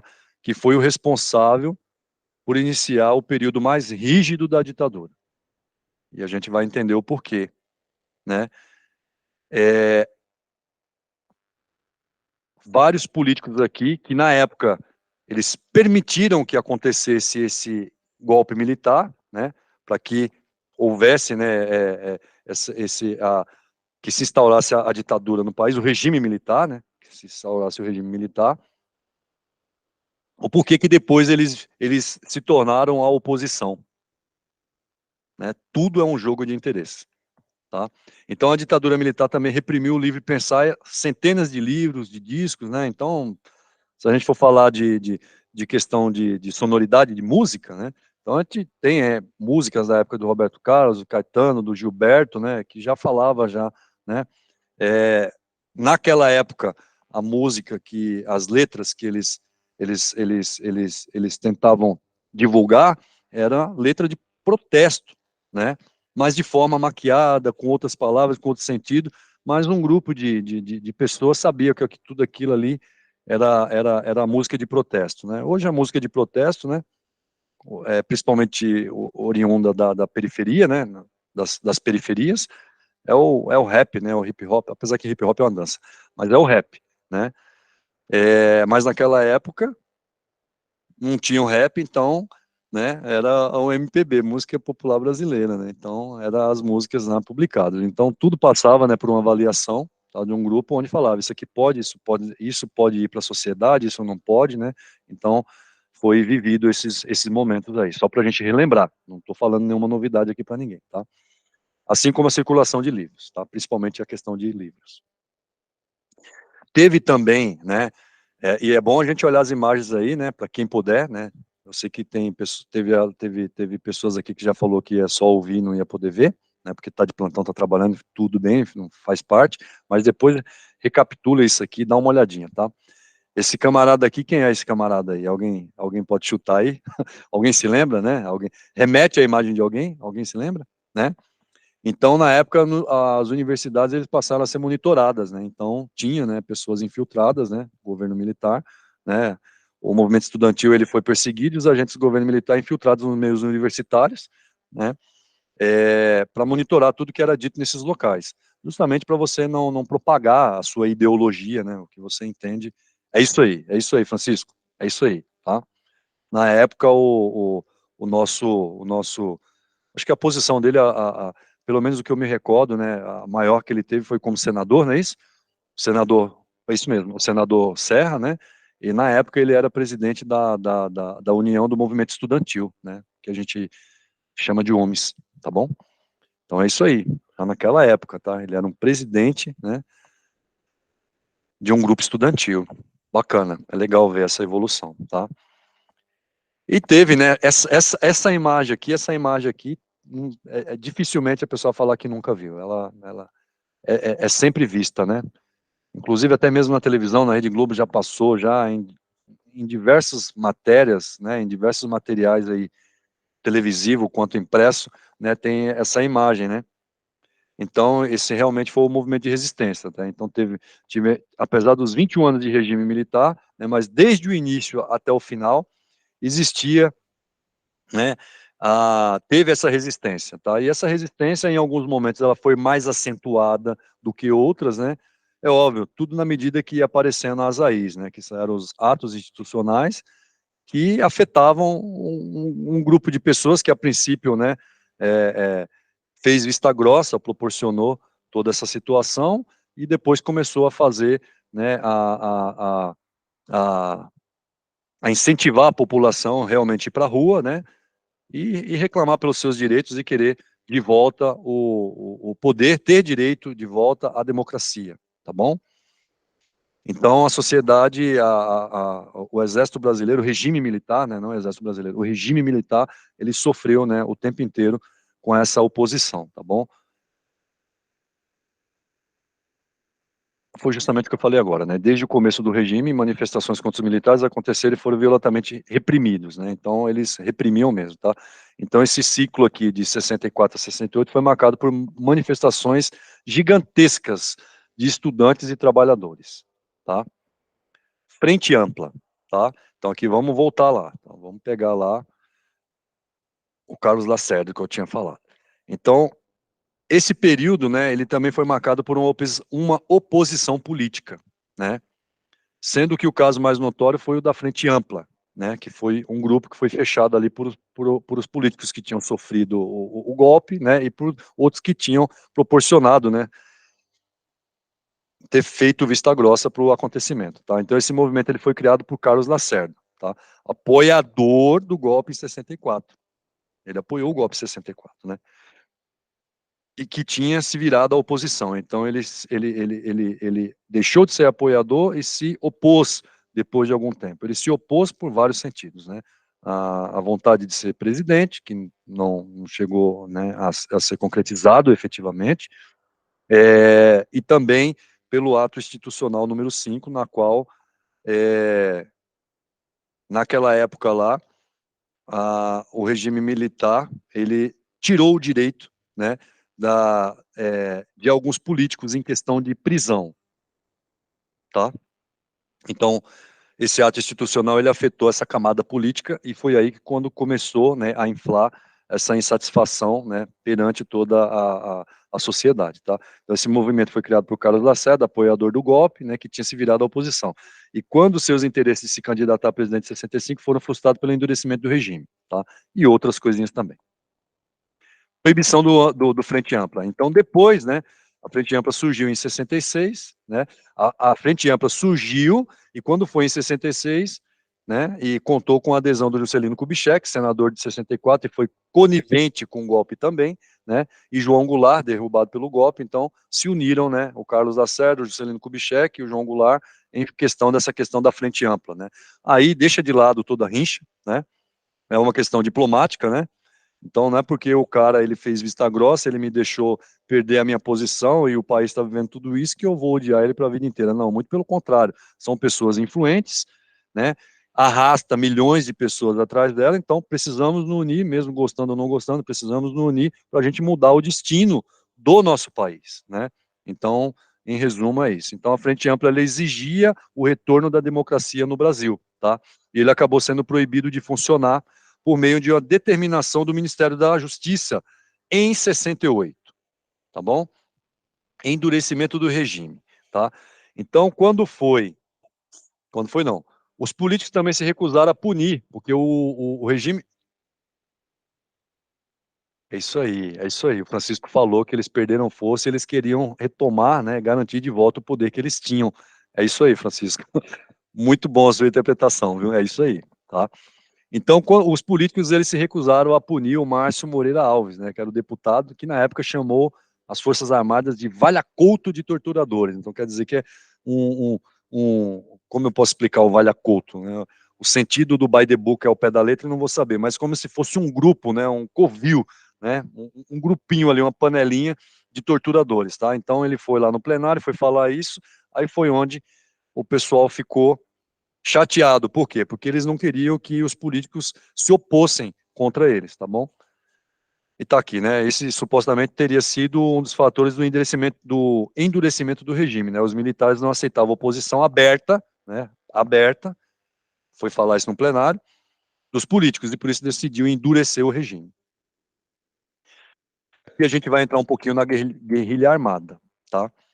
Lembra que eu falei lá que existia insatisfação do movimento estudantil, dos trabalhadores, lugar seguro, é o abrigo, né? É isso aí, é o abrigo, tá? Obrigado, Francisco. Francisco tá ali, só no Google. Bacana, obrigado, tu tá me ajudando, tá? Então, tinha lá os movimentos estudantis, os movimentos dos trabalhadores, e dentro do movimento dos trabalhadores existiam várias frentes, né? E uma delas é considerado aí, é, na história como um grupo de guerrilheiros, tá? Vamos falar assim, de guerrilheiros, tá? Então, o endurecimento do regime também foi a causa do surgimento da guerrilha armada no Brasil, tá? com intensa repressão e autoritarismo praticado pelos militares. Muitos opositores resolveram lançar-se na luta armada, pois não tinha abertura para manifestar suas insatisfações, tá bom? Aí foi a forma que alguns grupos encontrou para resistir, né? Para mostrar para a sociedade, para mostrar para todo mundo que eles não eram a favor do regime a qual o Brasil estava passando, tá bom? Que eles queriam de volta a democracia. E tem a LSN. Olhem essa fotinha aí, ó, nova lei de segurança nacional. A gente estava falando de segurança nacional no início do ano agora, né, com o que aconteceu aí com o nosso presidente, o Luiz Inácio Lula da Silva, quando foi assumir agora em 2023, né? Então, esse nome, Lei de Segurança Nacional, estava em evidência aí, ficou em evidência por algumas semanas, por um tempo, tá? Então, nela há uma preocupação, a Lei Nacional de Segurança, a Lei de Segurança Nacional, há uma preocupação acentuada em proteger o Estado contra o inimigo interno, essa lei, tá? No caso do Brasil, né? Então, naquele momento, né, naquela conjuntura, pessoas comprometidas em perverter a ordem, tá? Pessoas comprometidas em não seguir os atos institucionais, ou o regime vigente ou Estado de Direito, então ele poderia sofrer pena de morte, né? Olha lá, na aula anterior, da gente falando de momentos lá, de pensadores, de juristas, de políticos, de cientistas, né, de estudiosos, né, alguns defendiam a pena de morte, outros não, mas aqui no nosso país, né, a nova lei de segurança nacional, ela tinha pena de morte para quem praticava o terror. E quem era os terroristas? Era qualquer pessoa que pervertesse a ordem e o regime vigente naquele momento do país, tá bom?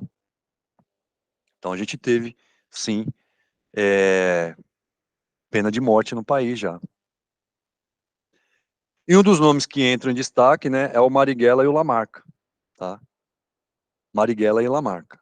Nós que somos da segurança e a gente tem, né, alguns profissionais têm um breve, opa, peraí, esse nome já não é muito estranho, porque dependendo o curso, a disciplina, né, a matéria na qual algum de nós aqui a gente se submeteu, a gente tem, né, essa noção do Marighella. Marighella tem um filme, né, tem um filme aí no Netflix, eu até recomendo assistir, tá? Um minutinho só, pessoal.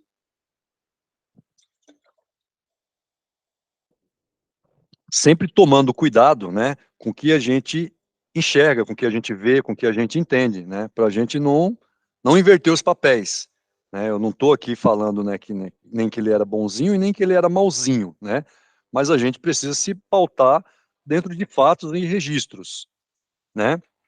Nós precisamos nos pautar em cima de documentos, do que está escrito, né, para a gente formular, né, as nossas ideias, tá? Então é bacana, na primeira oportunidade aí, quem quiser, eu recomendo assistir, eu assisti, é bacana, tá? Netflix, Marighella? Não, não tem Netflix não, acho que Marighella vai ter alguma coisa em canal de YouTube, tem um filme, tá? Então Marighella e Carlos Lamarca, ele foi um dos nomes de destaque naquela época da luta armada, tá bom? E a intensa repressão da ditadura aos movimentos armados fez com que eles desaparecessem em poucos tempos, tá? Então aqui tem o recorte, né, na época, né, falando do Carlos Marighella de frente de perfil,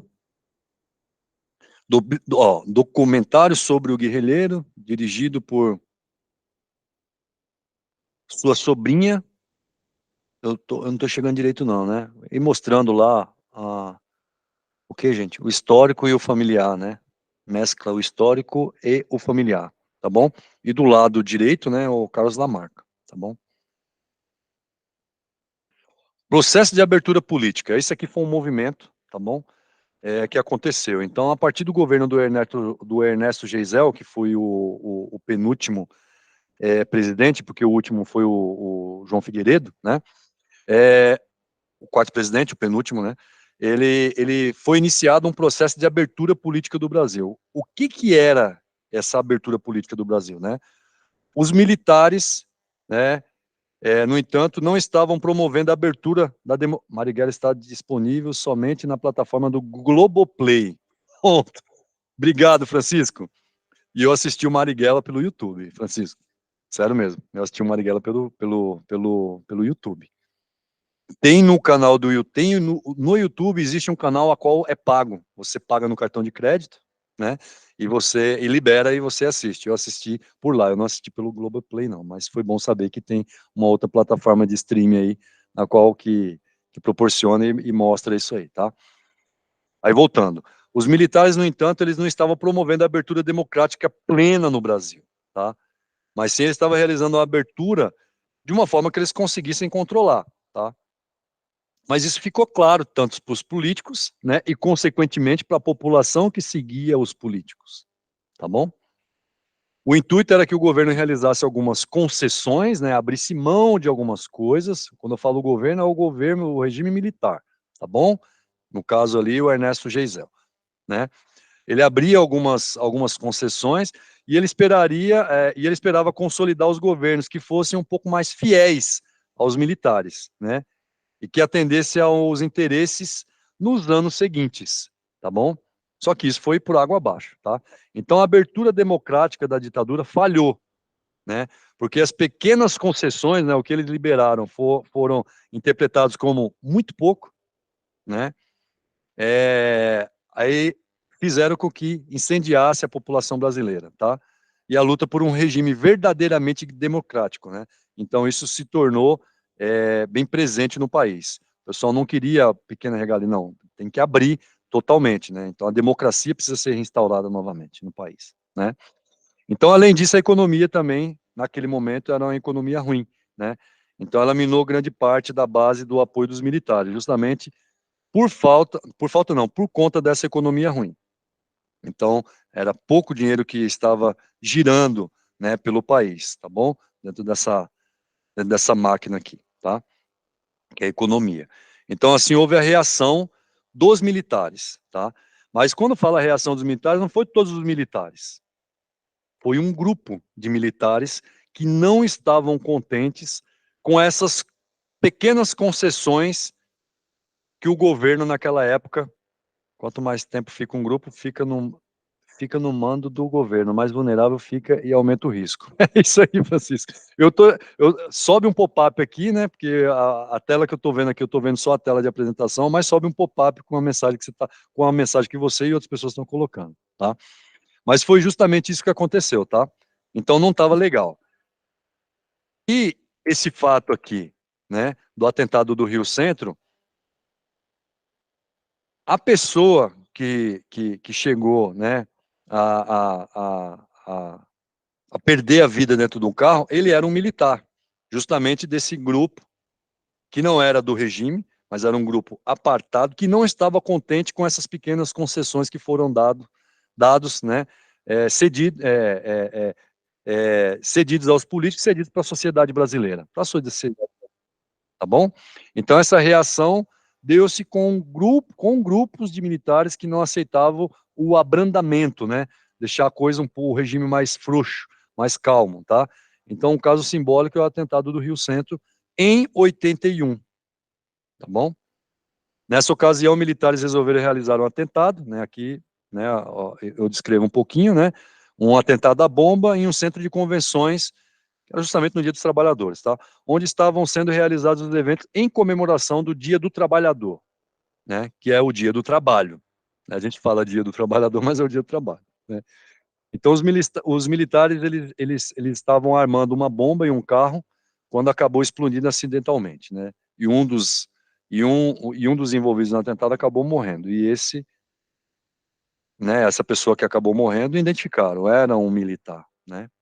Tá bom? Eu gosto de mostrar, né, esse outro lado,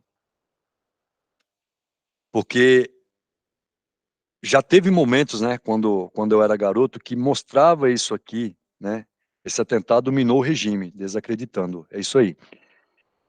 Quando eu era garoto, eu lembro, né, de matérias, né, circulando, né, quanto a esse assunto aqui, e eles e eles apontavam que a autoria era justamente por conta do pessoal da guerrilha armada, né? O Marighella e o Lamarca já tinham morrido, né? Mas eles falavam que era ainda as pessoas que estavam contra o regime, né? Então eu gosto de trazer isso à tona, por quê? Porque depois que se descobre, né, que se identifica que o camarada ali era um militar, hoje a informação está mais clara para todo mundo, mas na época não, né? Então abafa o caso e deixa do jeito que está e deixa que a população entenda e leve à frente, né? É isso aí. Na época foi uma guerra de narrativas. Deixe que a população leve essa informação adiante, mesmo que sendo uma fake news, né? Hoje a gente pode falar que é uma fake news, tá bom? Novos partidos políticos, então vamos lá. Ó. A abertura teve como as primeiras medidas, né? Aquela flexibilização, a concessão, a flexibilidade, né? De algumas coisas, né? Então a abertura teve como primeiras medidas a revogação do ato institucional número 5, que era aquele mais rígido, ok? Né? Fazendo um decreto de anistia, então, que perdoava todos os crimes políticos cometidos durante, né, o regime militar até o ano de 79, né? Então foi permitida a criação, com isso também foi permitida a criação, foi um acordo. Ó, vamos esconder tudo isso aqui, ok? Não vamos vir à tona com os acontecimentos que se instaurou do início do regime militar até a década de 70, né, do ano de 79, ok? E né, a gente proporciona essa flexibilidade aqui, né? E essa flexibilidade aqui deu também ao surgimento de 5 novos partidos, tá bom? Né, o Partido do Movimento Democrático Brasileiro, a Aliança Renovadora, Partido dos Trabalhadores, ok? Partido Democrático Trabalhista e o Partido Trabalhista Brasileiro, tá bom? Campanhas direta já. O fracasso da abertura controlada pelos militares, que foi o que eu falei, né, o abrandamento, né, as concessões, né, consolidou durante o governo do João Figueiredo. Então, quando estava na mão do João Figueiredo, realmente o negócio já estava já por água abaixo. Ele não tinha muito o que fazer, tá? Então, a movimentação de toda a população permitiu a conquista do direito de eleger, pelo menos naquele momento, o governador, quando foi em 82, porque o país, quando viveu esse período, ele não poderia eleger nenhum presidente, porque nós estávamos vivendo o regime militar, né? Então conseguiu-se, né, essa movimentação popular e eleger pelo menos o governo do estado, né? Pelo menos os governadores dos estados, tá? E quando foi, alguém conhece aquele camarada que está com o microfone ali na mão, né? E quando foi entre 83 e 84, a população brasileira, ela realmente se engajou na campanha das diretas já, que era o retorno, né, que era o retorno do direito à eleição voltada, né, para eleger o presidente do país, tá bom? O presidente do país. Então, nessa campanha, a população brasileira exigiu o retorno de escolher para quem seria o presidente do país, que foi o que eu acabei de falar agora. Eleição indireta, né? Então, a campanha fracassou e a eleição indireta ela foi mantida. Indireta, não era uma eleição direta, era indireta. Ela fracassou, tá? E quando foi em 85, a eleição indireta para o presidente aconteceu. Os candidatos militares, que era o Paulo Maluf, e o candidato da oposição era o Tancredo Neves. Então, o Paulo Maluf representava ainda o regime militar e o Tancredo Neves era a oposição. Ele defendia o retorno da democracia naquela época, tá? Então, a eleição de Tancredo Neves e seu vice, né, o José Sarney, colocou fim à ditadura militar e deu início a um novo período democrático na história brasileira, tá bom? Constituição de 88, né? Eu era garoto, tá? Mas eu lembro quando Ulisses Guimarães levantou, não o livro branco, porque o livro branco foi um livro representativo, mas aquele livro da capa preta ali, ó, aquele livro preto, eu era garoto, eu assisti, eu lembro disso. Quando ele levantou, né? Falando que o país ia mudar completamente. Constituição Federal de 88. Eu era garoto, mas eu lembro. Né? Então, a Constituição de 88 foi um fruto da redemocratização que do Brasil, do país, tá? Com o fim do autoritarismo, que se caracterizou no regime militar, né? E a democracia era uma demanda da sociedade, né?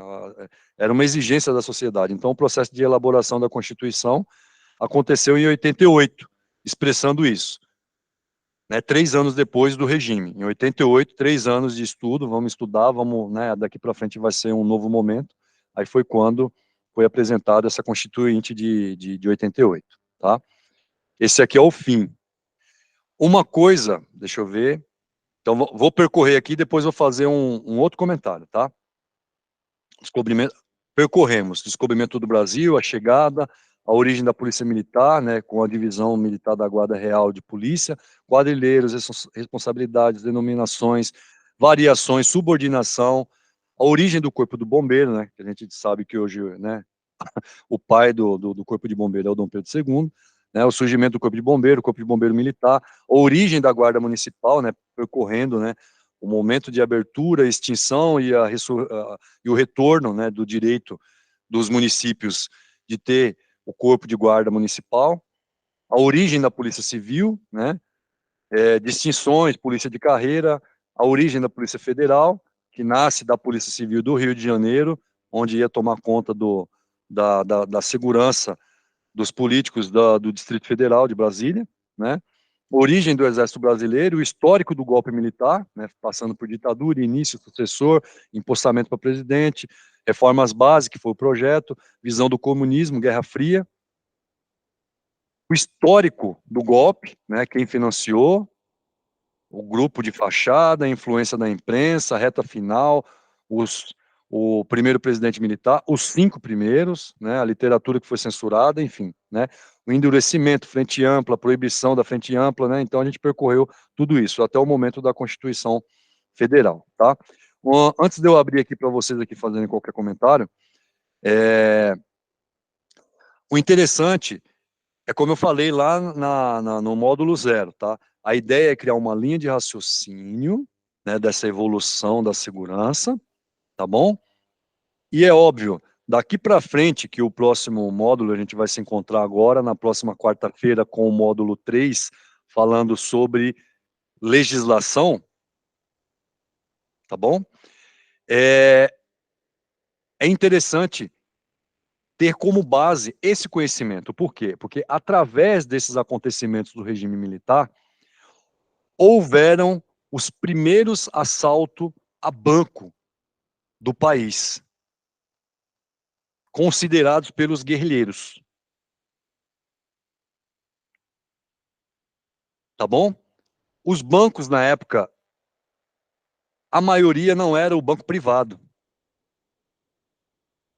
Tá? Não era banco privado. Então, eram os bancos dos seus estados. Né?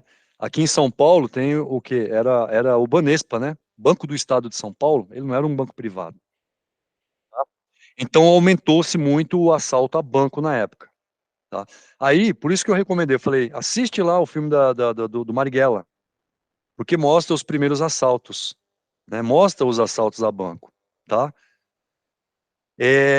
Então, tem esse relato, tem essa história. Então, a Lei 7.102 foi o que eu mencionei para vocês na aula anterior. Antes da 7.102, nós tivemos 3 leis. E a 7.102, quando ela foi promulgada, né, quando ela foi lá publicada no Diário Oficial, é uma lei de segurança bancária, tá? Melhorada com base na primeira lei, que foi no período ali do regime militar, tá? Então, a gente sempre fala assim, a lei 7.102. Não, eu não estou tirando o poder da lei 7.102.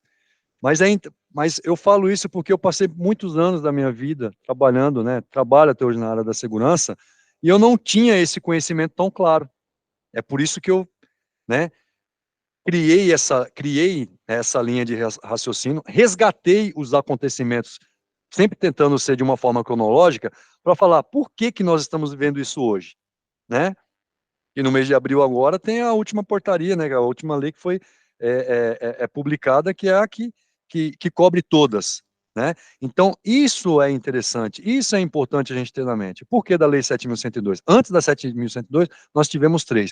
E esta primeira foi justamente para que cessasse, né, diminuísse o aumento de número de assalto a banco estadual.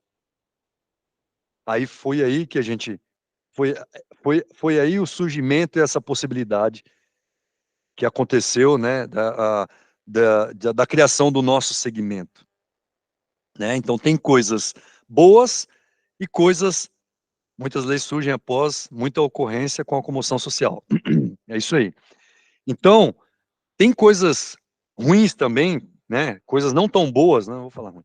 Coisa não tão boa que acontece no país, que acontece no mundo, que beneficia outras gerações, que no caso hoje nós somos beneficiados pela criação desse segmento, que foi oriundo de toda essa movimentação passada política, né, que teve lá atrás.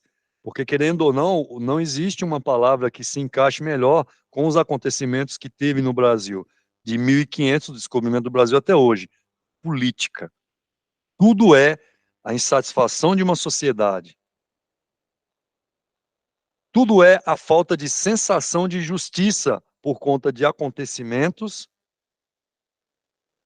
e aplicação de atos repressivos que a gente fala assim, é pouco, né? Então, em outras palavras, é a política, tá bom?